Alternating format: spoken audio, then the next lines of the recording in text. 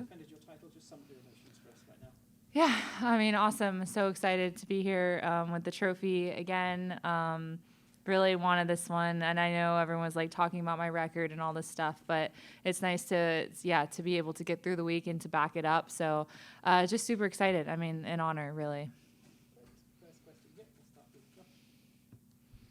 We didn't see anybody going through tables in the parking lot. Can you speak to the support you get here, and what's it about playing in Canada for you that seems to just fit? Yeah, I don't know. I've always just played well here, and I think my results kind of show that. And especially Toronto, it's nice. It's so close to Buffalo. I had a lot of friends, family, my grandparents. My husband was able to come today, and that's cool. I don't get that at a lot of tournaments, and then be able to win the tournament as well, and to be able to kind of share that moment with them is really special. So I don't know what it is about Canada, but yeah, I seem to do well. So I'll take it.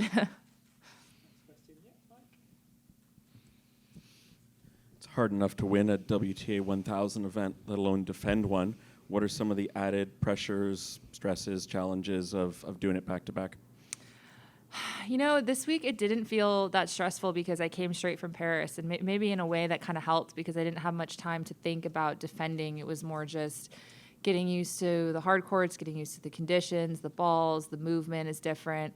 And at the same time, I think I always feel comfortable on hard courts anyway, so I knew I would find my footing and kind of find my way throughout the tournament if I could just kind of get my way through the first few rounds. So I think I was able to do that really well and play some of my best tennis kind of later in the semis and the finals for sure.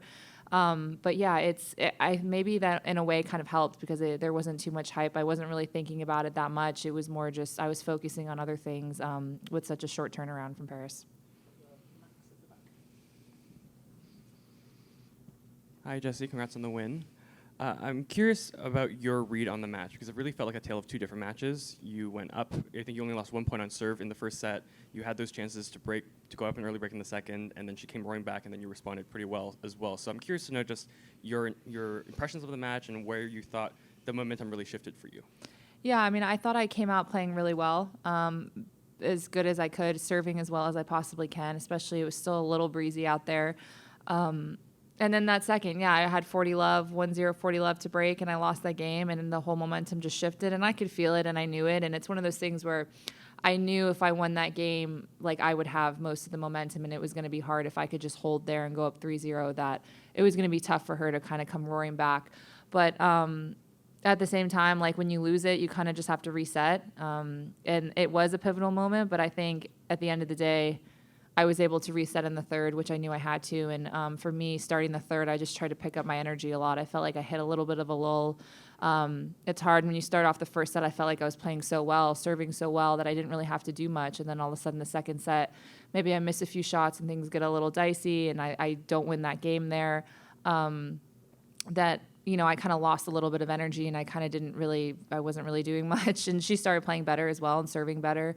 But the third, I was just like, I just need to pick up my energy here, and I need to come and start off the third and get on her really quickly, especially someone that can have like such big ball striking ability and hit winners and kind of boss you around the court. You want a good lead from someone like that in the third. Hey, Jess, congrats. Hey, how are you? I'm good. How are you? It was nice Good. to see your grandparents here. Yeah. It was sweet hearing you and Amanda both talk after the match, and I'm wondering what was going through your mind as you heard her talk and open up a bit. Yeah, I mean, I think she's pretty shy. She's not super outgoing. At least I don't know her super well, but like around other players, she's not the most outgoing. She kind of keeps to herself.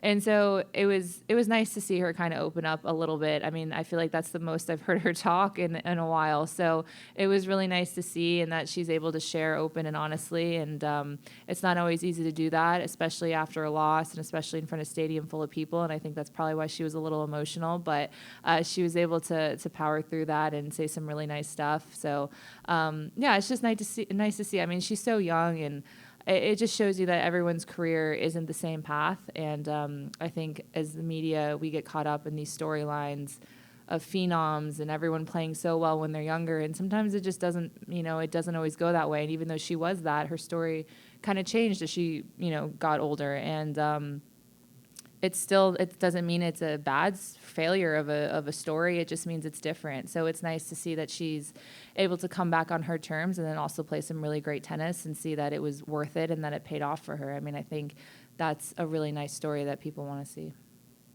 Next question from Matthew. Hey, Jess, I'm just curious if you had a specific message for Amanda when you guys met at the net. I just told her a great week, and she said congrats, great match. But yeah, it wasn't anything more than that. I mean, we've spoken a little bit here and there, and I think what she said and what I said on the court kind of speaks for itself. But yeah, I wasn't expecting a ton of words from her. Like I said, she's pretty shy and keeps to herself, and that's fine. Like that's how she is. But yeah, I just told her a great week. I mean, I knew she's going to be upset. I don't need to say anything else. I was happy I won, and I'm sure she wanted a different result. But yeah, I feel like I just, when we did our speeches, we kind of said what we needed to say. And, I have a lot of respect for her game. Any more questions?